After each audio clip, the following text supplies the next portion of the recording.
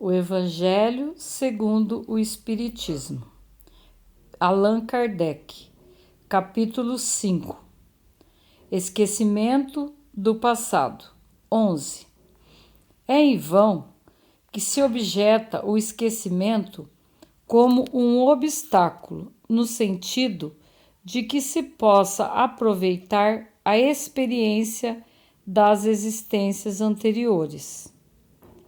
Se Deus julgou conveniente lançar um véu sobre o passado, é porque isso devia ser útil.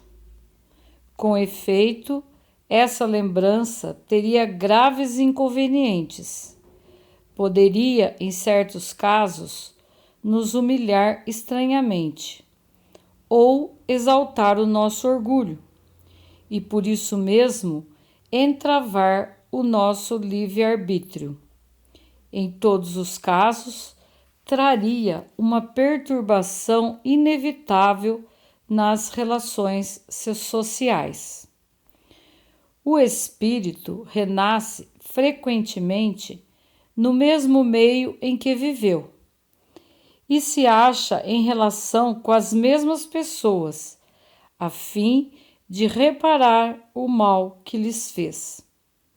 Se reconhecesse nelas as que odiou, talvez seu ódio se revelasse.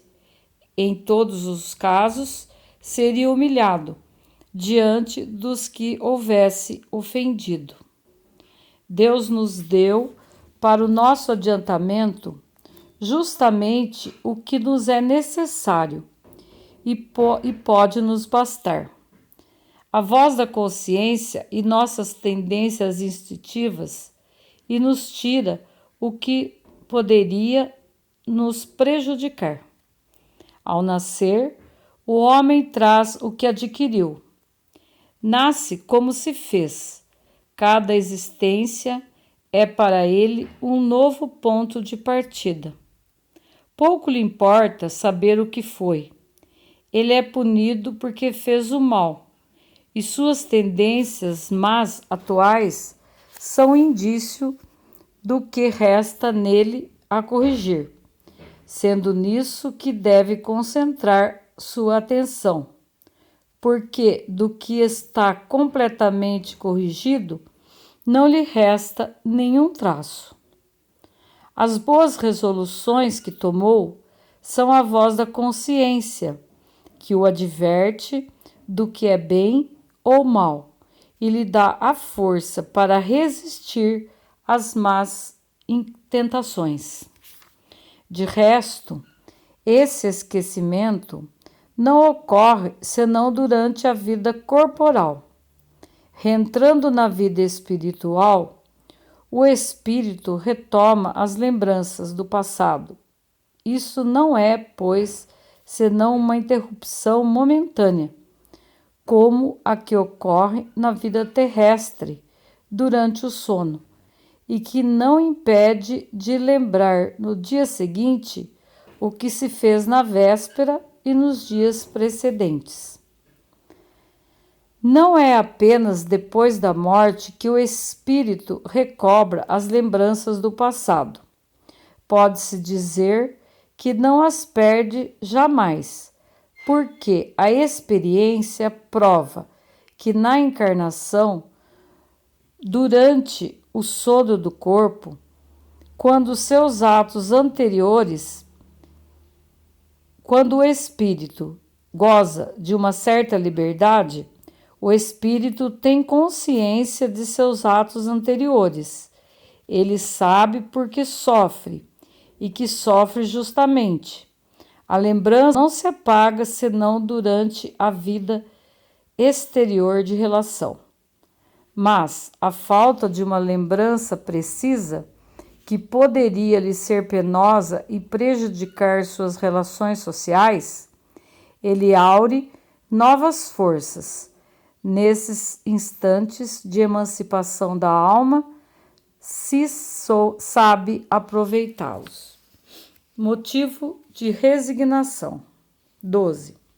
Por essas palavras, bem-aventurados os aflitos, porque serão consolados, Jesus indica, ao mesmo tempo, a compensação que espera aqueles que sofrem e a resignação que faz abençoar o sofrimento como o prelúdio da cura. Essas palavras podem ainda ser traduzidas assim: deveis considerar-vos felizes por sofrer, porque as vossas dores neste mundo são a divisa das vossas faltas passadas.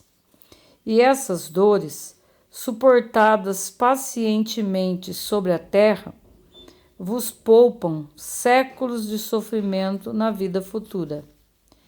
Deveis, pois, ser felizes, porque Deus transformou vossa dívida, permitindo pagá-la presentemente, o que vos assegura a tranquilidade para o futuro.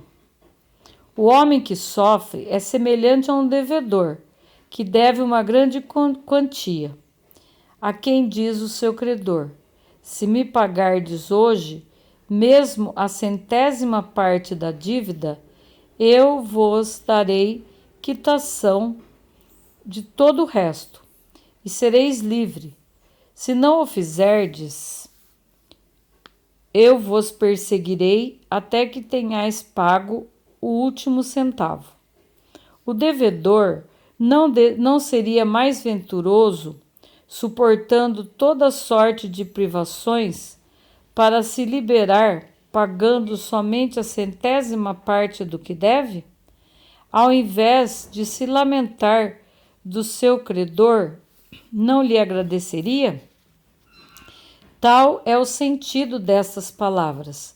Bem-aventurados os aflitos, porque serão consolados. São felizes, porque se quitam, e depois de se quitarem, estarão livres.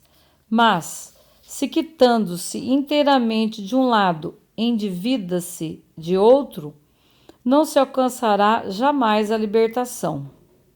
Ora, cada nova falta aumenta a dívida, porque não há uma só, qualquer que seja, que não se arraste consigo sua punição forçada, inevitável, que se não for hoje, será amanhã. Se não for nesta vida, será na outra. Entre essas faltas é preciso colocar em primeiro plano a falta de submissão à vontade de Deus, pois quem murmura nas aflições e não as aceita com resignação e como uma coisa que se deve merecer, quem acusa Deus de injustiça contrai uma nova dívida, que faz perder o benefício que se poderia retirar do sofrimento.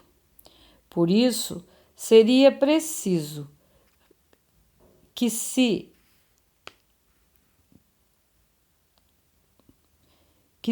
poderia retirar do sofrimento, por isso seria preciso recomeçar, absolutamente como se a um credor que vos atormenta pagasseis prestações, tomando-lhe a cada vez um novo empréstimo. À sua entrada no mundo dos espíritos, o homem está ainda como o obreiro, que se apresenta no dia do pagamento. A uns o Senhor dirá: eis o prêmio dos vossos dias de trabalho. A outros, aos felizes da terra, aqueles que tenham vivido na ociosidade, que colocaram sua felicidade na satisfação do amor próprio e dos prazeres mundanos, ele dirá: a vós nada cabe, porque recebestes vosso salário na terra. Ide e recomeçai a vossa tarefa. 13. O homem pode abrandar ou aumentar a amargura das suas provas pela maneira que encara a vida terrestre. Ele sofre tanto mais quanto veja mais longa a duração do sofrimento. Ora, aquele que se coloca no ponto de vista da vida espiritual abarca de um golpe de vista a vida corporal. Ele a vê como um ponto no infinito. Compreende-lhe a brevidade e se diz que esse momento penoso passará bem depressa. A certeza de um futuro próximo mais feliz o sustenta e o encoraja, e ao invés de se lamentar, agradece ao céu pelas dores que o fazem avançar. Para aquele, ao contrário, que não vê senão a vida corporal, essa lhe parece interminável, e a dor pesa sobre ele com todo o seu peso.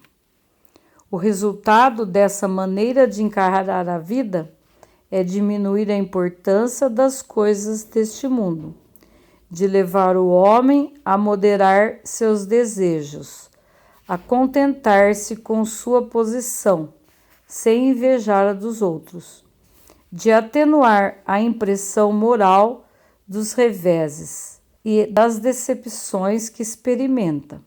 Ele aure nisso uma calma e uma resignação, tão úteis à saúde do corpo como à da alma, ao passo que pela inveja, ciúme e ambição se tortura voluntariamente e aumenta assim as misérias e as angústias de sua curta existência.